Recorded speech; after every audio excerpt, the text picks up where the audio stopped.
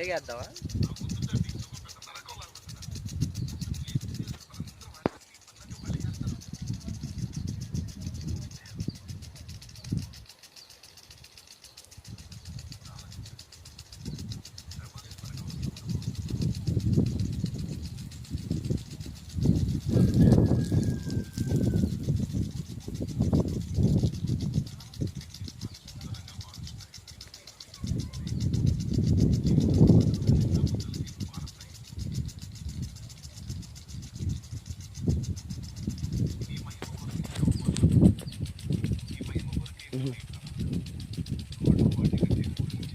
అత్యధికమైన కార్యాలను ఆయన చేస్తాడు.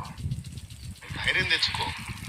ఎప్పుడు ఇవన్నీ నువ్వు మనసు కృంగినప్పుడు, పరిశుద్ధాత్మ వశంలో ఉన్న వ్యక్తి అయితే మనసు కృంగే పరిస్థితి ఎదురైనప్పుడు పరిశుద్ధాత్మ ఏం బోధిస్తాడు తెలుసా? ఇప్పుడు నువ్వు కలత చెందడం, కూర్చొని ఏడవటం కదా, మోకాళ్ళే అంటాడు. నీ చేత మోకాళ్ళు లేపించి దైవస్వరం నీకు వినిపిస్తాడు. ఆయన వాక్యాలు గుర్తు చేస్తాడు, వాగ్దానాలు గుర్తు చేస్తాడు.